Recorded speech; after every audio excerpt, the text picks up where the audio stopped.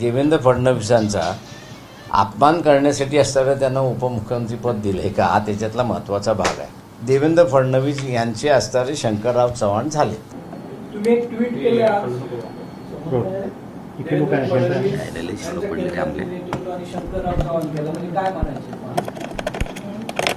उलोचं सरकार ज्यावेळेस झालं त्यावेळेस शरद पवार मुख्यमंत्री होते। शंकरराव चव्हाण हे काँग्रेसचे त्याच्या अगोदरचे मुख्यमंत्री होते, लॉयलिस्ट होते। तेव्हा इंदिरा गांधीच्या सांगण्यावरनं त्यांनी असणारं त्यांच्या मस्का काँग्रेसचं सरकारमध्ये सहभागी झाले आणि फायनान्स मिनिस्टर झाले। दिल्लीवरनं येणारा आदेश शंकरराव चव्हाण यांनी असताना मान्य केला। त्याच पद्धतीने असताना देवेंद्र फडणवीस मुख्यमंत्री होणार म्हणून अशी चर्चा होती, परंतु त्यांच्या असणाऱ्या अध्यक्षाने आणि त्यांच्या सेंट्रल लिडरशिपने त्यांना आदेश दिला की तुम्ही असणारा डेप्युटी चीफ मिनिस्टर व्हा, आणि त्यांनी डेप्युटी चीफ मिनिस्टरची शपथ घेतली अशी असते परिस्थिती आहे। म्हणून मी असताना म्हणालो की देवेंद्र फडणवीस यांचे असणारे शंकरराव चव्हाण झाले। यामध्ये बीजेपी नेतृत्वाचं काय नेमकं गणित आहे? दोघींना संपवायचं कसे नेलं? सेनेची महाराज एकनाथ खडसे यांचं मी जे बघतोय त्यांची झालेली आहे कोंडी। त्या कोंडीतून त्यांना बाहेर पडण्यासाठी आता ते मार्ग शोधतात आहेत, पण दुर्दैव एवढं आहे महाविकास आघाडीचं की त्यांच्याकडे स्ट्रॅटेजीज नाहीत असं मला त्या ठिकाणी दिसतंय। गव्हर्नरने फ्लोर टेस्टची फक्त परवानगी दिलेली आहे, सभागृहामधलं कामकाज कंडक्ट करण्याची जबाबदारी दिलेली नाही। त्याच्यामुळे आज मी जे वर्तमानपत्रामध्ये वाचलंय की फ्लोर टेस्टच्या अगोदर आम्ही स्पीकर निवडून घेऊ असं जे म्हटलेलं आहे ते चुकीचं आहे।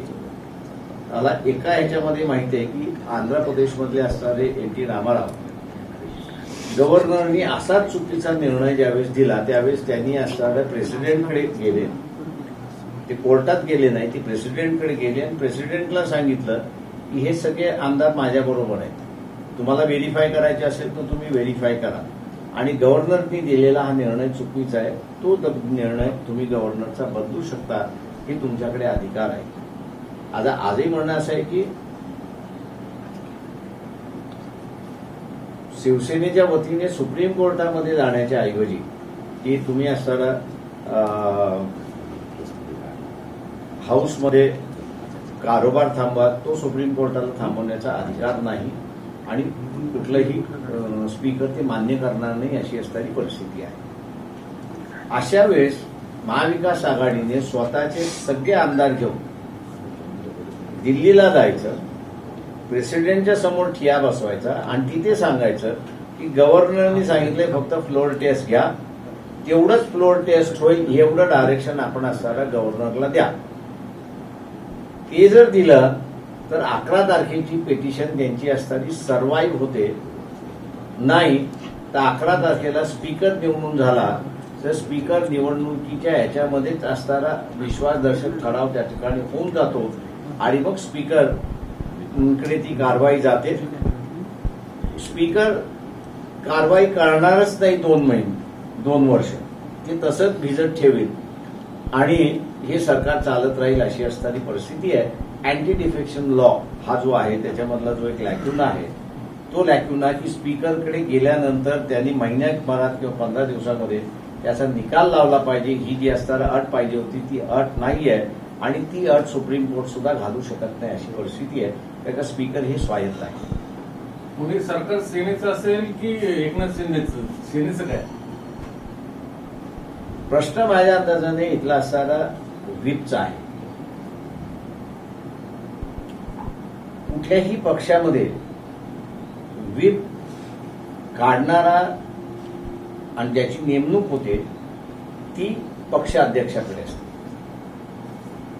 किंवा पक्षाच्या वर्किंग कमिटीकडे असते अशी असणारी परिस्थिती आहे। तेव्हा एकंदरीत मला असं दिसतंय की सेनेची वर्किंग कमिटी आणि अध्यक्ष हे एकाच वेव्हलेंथवरती आहेत आणि त्याच्यामुळे जो स्पीकरला नेमलेला आहे ते त्यांना मान्यच करावं लागेल। उद्या समजा हे 35 जणांनी बैठक जरी घेतली आणि आम्ही स्पीकर बदलला तरी तो बंधनकारक होत नाही, कारण का जी काही नियमावली इलेक्शन कमिशनकडे जी रजिस्टर केल्या जाते त्या नियमावलीमध्ये जे ठळक मुद्दे आहेत त्याच्यामध्ये रजिस्टर करताना की तुमचा व्हीप नेमणूक कशी होणार, कोण काढणार, कशी काढणार, त्याची पद्धत सगळी ती डिसाईड केलेली आहे. त्याच्यामुळे जोपर्यंत इलेक्शन कमिशन पुढे अध्यक्ष बदलत नाही तोपर्यंत व्हीप बदलण्याचा माणसाचाही अधिकार बदलत नाही, अशी असणारी परिस्थिती आहे. सर, काल पवार साहेब पण म्हणाले होते की पक्षाच्या घटनापेक्षा म्हणजे देशाची घटना मोठी असते आणि बंडखोरांचे नेते पण तसंच म्हणतात. त्यामुळे जे विधिमंडळामध्ये जे हे आहे गट आहे त्यांची व्हीप ग्राह्य धरली जाईल. नाही, माझं म्हणणं मी सांगितलं व्हीप काढण्याचा जो अधिकार आहे तो पक्षाचा आहे, तो सभागृहातल्या नेत्यांचा नाही. सभागृहाच्या नेत्याला पक्षाने ठरवलेल्या भूमिकेचा व्हीप काढण्याचा अधिकार त्या ठिकाणी आहे. त्याच्यामुळे पक्षाची भूमिका ठरवण्याचा अधिकार व्हीप ज्याला काढायचा त्याला नाही आहे. कारण याच्यावरती असणारं इलेक्शन कमिशनमध्ये याच्या बाबतीत स्पष्टता आहे आणि जोपर्यंत उद्धव ठाकरेंबरोबर त्यांची वर्किंग कमिटी आहे, जिल्ह्यामध्ये त्यांनी असणारी जी कार्यकारिणी कळवलेली आहे ती जोपर्यंत उद्धव ठाकरेंबरोबर आहे तोपर्यंत पक्ष हा उद्धव ठाकरेंचाच आहे असं मान्य करावं लागेल. आणि म्हणून आपण बघत असाल की सावधरित्याने खेळी चाललेली आहे की जो काही वेगळा गट झालाय सेने म्हणजे पार्लमेंटरी गट वेगळा झालेला आहे ते आजही म्हणतात आहेत की उद्धव हे आमचे असणारे नेते आहेत, आम्ही शिवसेनेचे आहोत आणि शिवसेना आमची आहे.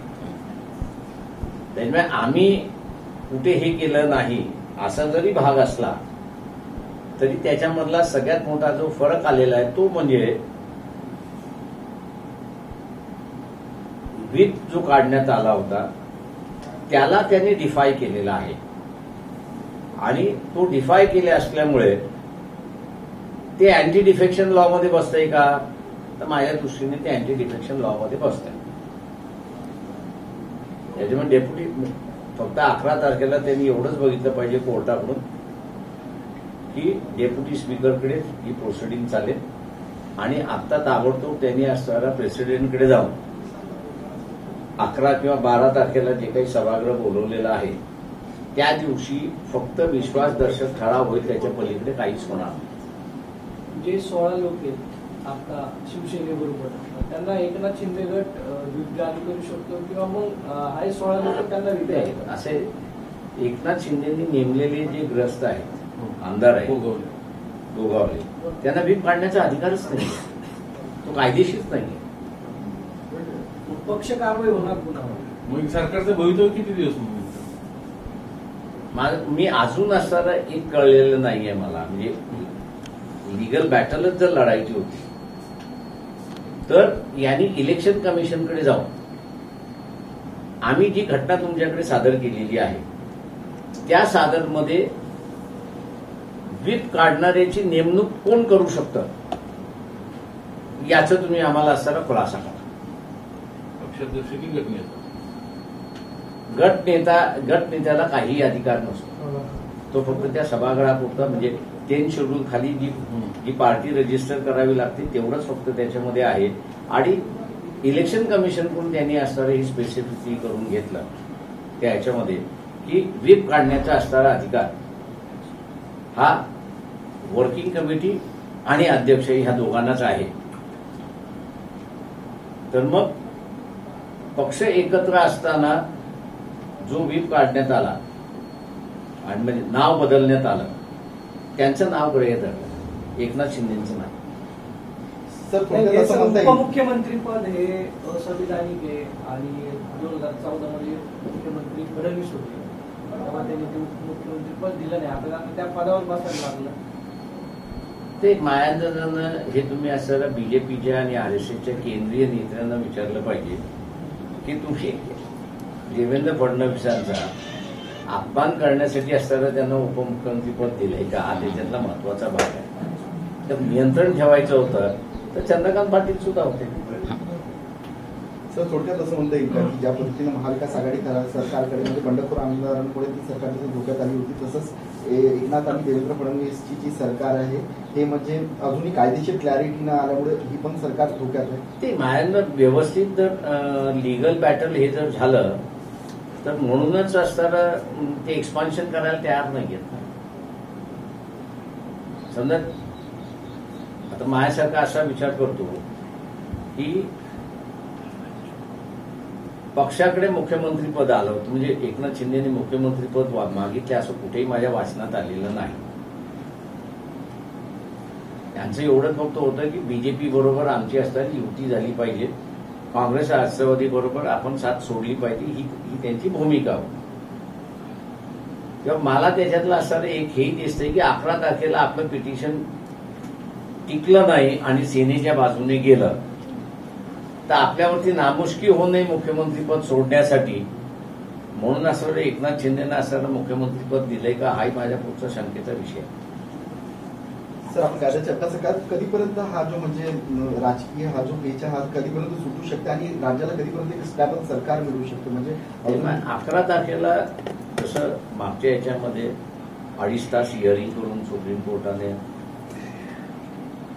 फ्लोर टेस्टला आम्ही असताना स्टे देऊ शकत नाही अशी ठाम भूमिका घेतली, तशी माझ्या अंदाजानं ही हिअरिंग 11 तारखेला ज्यावेळेस होईल त्यावेळेस मला वाटतं फुल हिअरिंग होऊन जाईल आणि तिथे असताना मी असं मानतोय की डेप्युटी स्पीकरला डिसाईड करण्याचा अधिकार आहे की नाही. त्याच्यामधला अजून एक टिकलिश मुद्दा तो आहे की स्पीकरला अधिकार आहे हे बरोबर आहे, पण ज्या दिवशी ही नोटीस झाली आणि त्या दिवशी असतं त्या दिवशी स्पीकर नव्हता, त्याच्यामुळे डेप्युटी स्पीकरची असणारी ही सगळी प्रॉपर्टी झाली होती आणि त्याच्या ह्याच्यामध्ये तेव्हा नवीन स्पीकरला नंतरच्या अधिकारामध्ये येतात, त्याच्यामधले असणाऱ्या अगोदरच्या ह्याच्यामधल्या प्रोसिडिंग्समध्ये अधिकार येतात का हा त्याच्यातला महत्वाचा भाग आहे. हाही कायद्याचा मुद्दा आहे तिथे की आपण जसा म्हणतो एखादा कायदा केला की तो या दिवसापासून लागू होतो आणि तो लागू करण्याचा अधिकार पार्लमेंटला आहे किंवा मागच्या तारखेपासून तो लागू करताय. आता तशाच पद्धतीने तुम्ही 11 तारखेला स्पीकर नेमल्यानंतर मागच्या तारखेमध्ये जे घडलेलं आहे ती कायदेशीर बाब आहे, त्या कायदेशीर बाब हिअरिंग करण्याचा असणारा अधिकार स्पीकरला आहे की ऍब्सन्स होतं स्पीकर म्हणून डेप्युटी स्पीकरमध्ये असल्यामुळे तो डेप्युटी स्पीकरचा अधिकार आहे. याच्यावरती सुद्धा सुप्रीम कोर्टामध्ये लढाई होईल असं मला वाटतं. राज्यपालांनी घटनाबाह्य काम केलंय असं घटनातज्ञांचं म्हणणं आहे की कुठल्याही घटनेला धरून हे सरकार स्थापन झालेलं आहे. मला वाटतं ज्या वेळेस गव्हर्नरला असं वाटतं की बाबा या सरकारला मेजॉरिटी नाही, तेव्हा असणारं गव्हर्नर हे अस्तित्वात असलेल्या सरकारला आदेश देऊ शकतात की फ्लोर टेस्ट घ्या आणि तुमची मेजॉरिटी ही ही राज्याला दाखवून द्या. त्याच्यामुळे त्याच्यात कुठेही गैर आहे असं मी मानत यांना सागर आपला वेगळा इन्कम टॅक्सची नोटीस आली आहे, त्याच्यानंतर ईडीच्या कारवाया सुरू आहेत. संजय तुमच्यापर्यंत राऊत काय नोटीस ईडीची कारवाई वगैरे असं काय नाही. आलं? माझ्याकडे काहीच येत नाही, तर मी आपला असणारा फकीर माणूस आहे. सर हिंदीमध्ये सर मला हिंदीमध्ये मग इतक्या वेळ कशाला थांबला मध्ये? कॉमनच ना कॉमनच करू ना मध्ये कशाला थांबला इतके वेळ? सवाल एक है कि गवर्नर ने नई सरकार बनाने की कोशिश की जिसमें एकनाथ शिंदे मुख्यमंत्री है और देवेंद्र फडणवीस उप मुख्यमंत्री है और उनको जल्दी ही कहा है कि आप फ्लोर टेस्ट लेके आपके पास मेजॉरिटी ये बता दो. लेकिन अखबार में जो आज खबर आई है उससे ये भी पता चलता है कि फ्लोर टेस्ट के साथ साथ स्पीकर को भी नॉमिनेट किया जाएगा और उसका भी इलेक्शन होगा. मैं ये समझता हूं कि ये गवर्नर के लेटर का उल्लंघन है और फ्लोर टेस्ट ही रहना चाहिए. महाविकास आघाड़ी जो है वो सुप्रीम कोर्ट के जाने के बजाय वो प्रेसिडेंट के पास जाए सभी आमदारों को लेके जिनके उतने पा है उनसे साथ में, और वही कहे कि जो गवर्नर का आदेश है कि फ्लोर टेस्ट, वही सिर्फ फ्लोर टेस्ट हो, अगर वहीं तक सीमित रहती है तो मैं समझता हूं कि सुप्रीम कोर्ट का जो पिटीशन है उसमें जान बचती है। अगर स्पीकर आता है तो मैं समझता हूं कि उस पिटीशन में जितनी जान है वो पूरी जान निकल जाएगी और जो एंटी डिफेक्शन के दायरे में आया हुआ है उनका केस जितना लंबा खींच सकते उतना लंबा केस नया स्पीकर खींचेगा और 2-2.5 साल जो बचे हैं वो पूरी तरह से निकालेगा। एक इलीगल सरकार जो है वो चलती रहेगी, ऐसी एक परिस्थिति है। पीपी सिंह जी ने उस दिन सीधा कहा कि अगर कोर्ट इसको देख नहीं रहा है तो 10 शेड्यूल जो है वो संविधान से निकालना चाहिए। मैं समझता हूं कि संविधान की हर धारा महत्वपूर्ण है और सुप्रीम कोर्ट इस बात को देखते हुए 10 शेड्यूल को, क्योंकि आज उसमें एक सबसे बड़ी बात आई है कि कानून जब लागू होता है तो उसकी डेट तय होती है किस तारीख से लागू हो। स्पीकर जब चुना जाएगा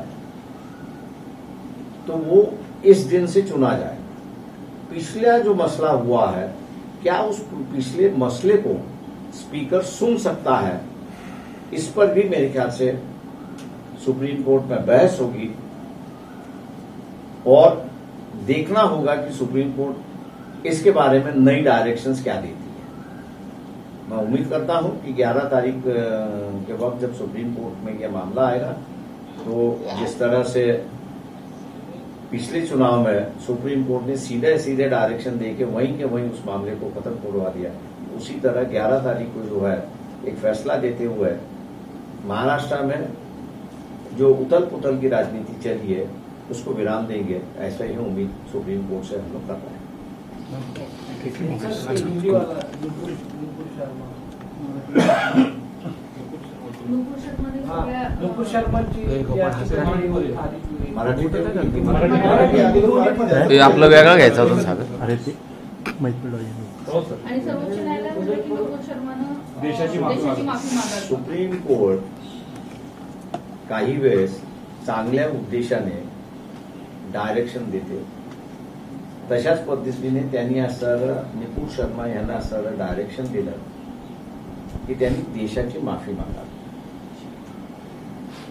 दुर्दैवाने एक गोष्ट त्याच्यामध्ये घडली आहे आणि मी ती नेहमी इन्सिस्ट करतोय की हे मुसलमानांच्या विरोधातलं षडयंत्र आहे असं नाही, तर हे षडयंत्र मोहम्मद प्रॉफिटच्या संदर्भातलं आहे आणि म्हणून हा इंटरनॅशनल इश्यू झालेला आहे.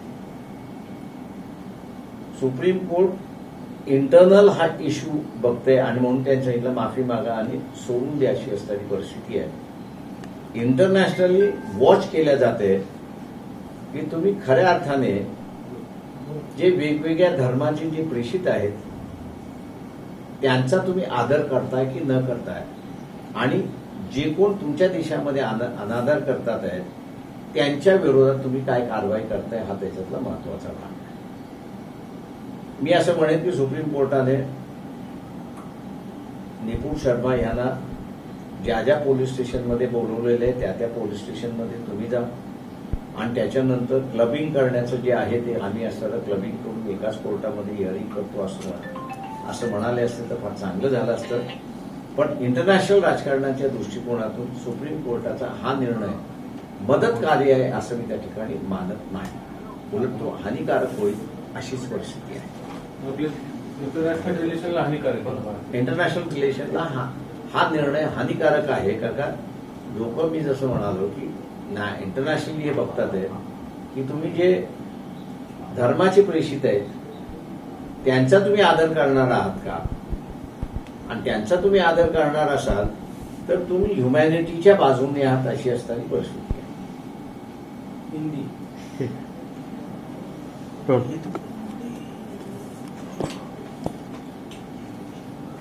रोल रोल रोल रोल. सुप्रीम कोर्ट ने आज जो नुपुर शर्मा के बारे में जजमेंट दिया, सराहना करता हूं कि उन्होंने एक जलते हुए सवाल को ठंडे करने की कोशिश की। लेकिन एक बात है कि ये इशू नेशनल होता तो सुप्रीम कोर्ट की बात सब जन मानते, लेकिन ये मामला अब जो है वो इंटरनेशनल हो चुका है। और इंटरनेशनली आप जितने भी धर्म हैं उनके जो प्रेषित है उनको आप इज्जत देते हो या नहीं देते हो, ये सवाल आए कि जहां पर फिर रिलीजियस टॉलरेंस की बात आती है।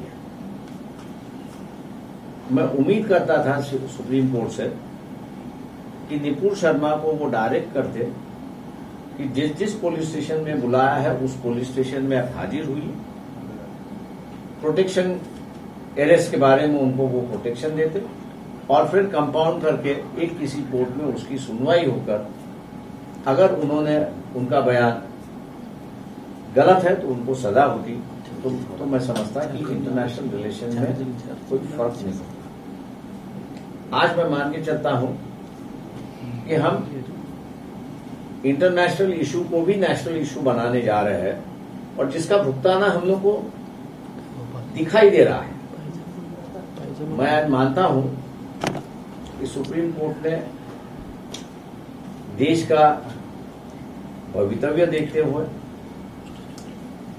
और देश में शांति रहे, जयपुर की घटना के बाद में निपुण शर्मा को उन्होंने जो डायरेक्शन दिया है देश की माफी मांगने का, उसका वो अमल करेगी। लेकिन निपुण शर्मा जिन जिन पुलिस स्टेशन में बुलाया है उन पुलिस स्टेशन में हाजिर होकर अपने ऊपर कार्रवाई जो है वो शुरुआत करेगी, ऐसा मैं उम्मीद करता हूँ।